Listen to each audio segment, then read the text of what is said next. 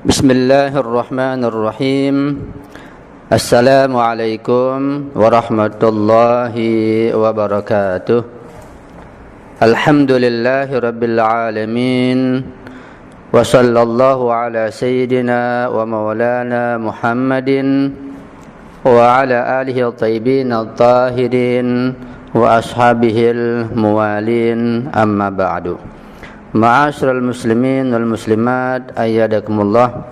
Alhamdulillah, kita masih sempat melanjutkan kajian tentang sekilas masalah wilayatul faqih. Sebelum kita melanjutkan soal jawab yang berikutnya, yaitu soal yang ke-64 sebagai soal lanjutan, perlu saya sampaikan di sini bahwa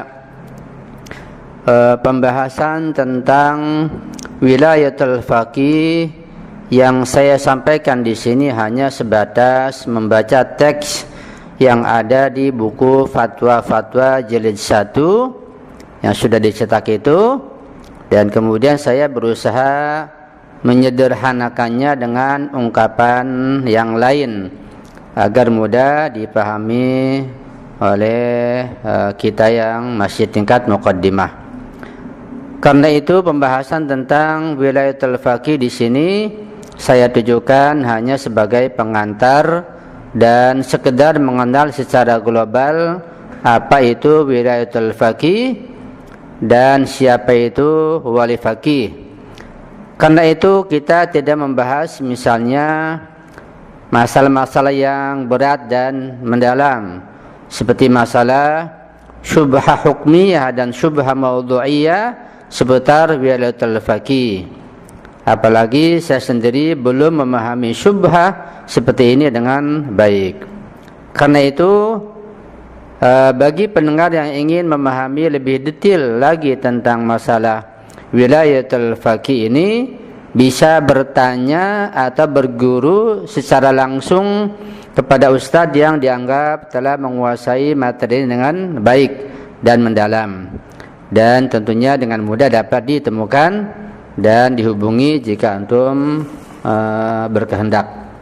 Baiklah, soal yang ke-64 adalah berbunyi, tetap bertaklid kepada mujtahid yang telah wafat berdasarkan fatwa-fatwa fuqaha itu bergantung pada izin mujtahid yang masih hidup. Lalu apakah perintah-perintah dan hukum-hukum wilayah syar'i yang ditetapkan oleh pemimpin yang telah wafat juga memerlukan izin pemimpin atau qaid yang masih hidup untuk tetap berlaku efektif, atau ia tetap berlaku dengan sendirinya? Jawabannya adalah ahkam wilayah atau hukum-hukum yang keluar dari posisi seseorang sebagai pemimpin dan penentuan-penentuan yang dikeluarkan oleh wali amril muslimin, yaitu wali faqih, jika tidak bersifat sementara dengan batas waktu tertentu, maka tetap berlaku, kecuali apabila wali amr yang baru memandang maslahat untuk menggugurkannya dan ia melakukannya. Ini jika ada fatwa atau statement dan ketetapan dari wali faqih untuk masyarakat umum, ya, karena ketetapan dari wali faqih yang sifatnya sosial politik jarang terjadi. Pernah terjadi di Masjid Imam Khomeini seperti fatwa beliau tentang keharusan membunuh Salman Rushdie yang telah menghancurkan kehormatan Islam dan kaum muslimin. Itu pun berlaku untuk orang tertentu yang memiliki kudrah dan kemampuan, tidak untuk semua orang tentunya.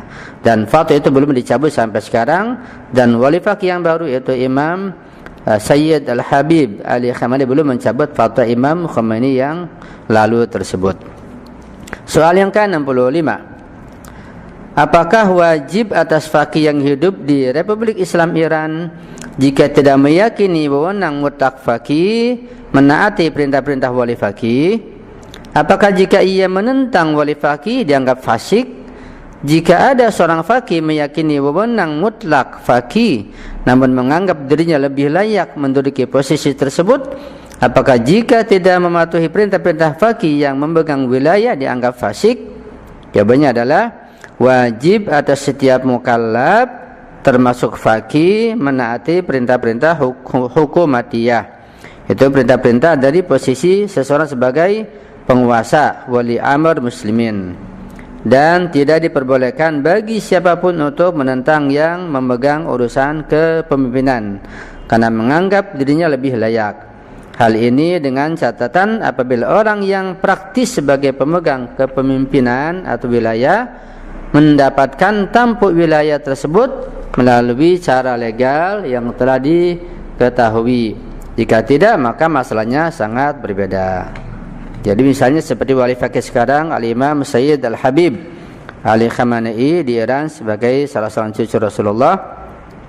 Beliau menduduki tampuk wilayatul faqih secara legal, secara sah dan dipilih oleh Majlis Khubara. Karena itu ketetapan beliau di Iran itu meliputi semua kaum muslimin yang ada di Iran, baik ulamanya, marja'nya ataupun para muqallid mereka. Seluruhnya terkena fatwa beliau ketika misalnya ada fatwa yang berkaitan dengan masalah sosial politik yang sifatnya umum, bukan fatwa marja'iyah tapi fatwa wilaiyah. Karena ada dua macam, ada fatwa marja'iyah, ada fatwa wilaiyah. Fatwa marja'iyah hanya berlaku pada muqallidnya saja. Nah, fatwa wilaiyah itu meliputi keseluruhannya.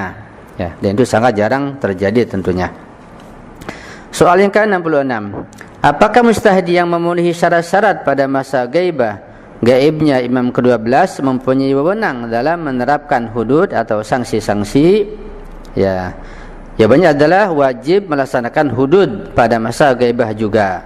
Sedangkan wewenang atas hal itu khusus ada pada pemimpin muslimin, yaitu wali amril muslimin. Ya, jadi masalah hudud seperti penerapan rajam, potong tangan dan sebagainya itu berada pada wewenang wali faqih. Dan adanya hudud ini sebagai faraon, sebagai cabang dari keberadaan hukum Islamiyah. Jadi tidak mungkin hudud bisa dilaksanakan dimanapun dan kapanpun selama belum ada hukumah atau daulah Islamiyah. Dan sekarang daulah Islamiyah dia sudah ada, maka hudud pun telah dipraktekkan dan itu di bawah wewenang wali faqih.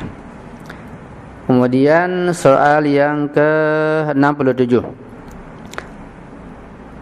Apakah wewenang faqih, wilayah faqih merupakan masalah taklidi di mana seseorang bisa mengikuti marja, ataukah masalah i'tiqadi di mana mukallaf harus meyakini berdasarkan nalarnya? Dan apa hukum orang yang tidak mempercayainya? Jawabannya adalah wewenang faqih adalah salah satu aspek dari wilayah dan imamah yang merupakan salah satu prinsip mazhab. Hanya saja hukum-hukum yang berkenaan dengannya disimpulkan dari dalil-dalil syariah atau dalil-dalil syariah sebagaimana hukum-hukum fikih lainnya. Orang yang argumentasinya mengantarkan kepada penolakan terhadap hal tersebut, itu menolak wali faqih atau wilayatul faqih, dia dianggap ma'dzur atau dimaafkan. Seperti sudah saya jelaskan bahwa masalah wilayatul faqih adalah masalah yang sudah jelas secara naqli dan akli, bisa dibuktikan kebenaran dan kekuatan argumentasinya.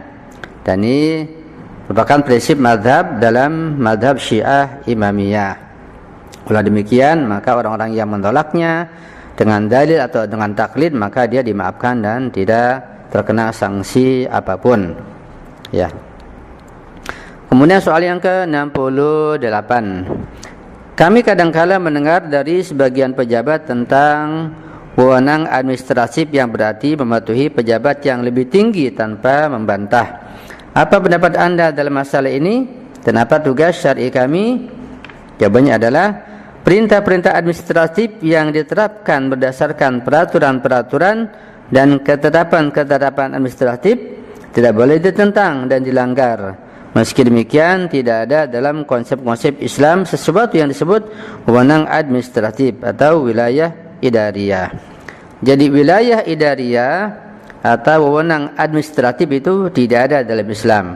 Yang ada adalah wilayatul faqih Itu dalam skup yang sempit dalam pandangan mazhab Syiah Imamiyah saja. Karena itu tidak ada hak mutlak perintah wilayah idariyah harus ditaati, itu tidak ada. Tapi kalau masalah wilayatul faqih itu ada. Kalau demikian setiap perintah ataupun hukum selama itu sesuai dengan syariat Islam maka wajib ditaati. Ketika bertentangan maka wajib ditolak tentunya. Jadi statement atau aturan atau hukum atau undang-undang dari siapapun datangnya, kalau itu bertentangan secara syar'i, secara jelas dengan undang-undang Islam, dengan syariat Islam, dengan Al-Quran, maka harus ditolak. La ta'ata li makhluqin fi ma'siyatil khaliq. Tidak boleh mentaati siapapun, ya, makhluk siapapun kalau itu perintahnya mengandung maksiat kepada Al-Khaliq, pada Allah Subhanahu wa taala. Sampai di sini pertemuan kita yang ke-6 ini, mudah-mudahan dapat kita pahami dengan baik. Mohon maaf jika ada kesalahan, kehilapan dan kekurangan, mohon dikoreksi dan diperbaiki atau diislah jika terdapat kekeliruan. Mohon doa selalu. Saya akhiri. Hadanallahu wa iyyakum ajma'in wa ala fahmikum. Wassalamualaikum warahmatullahi wabarakatuh.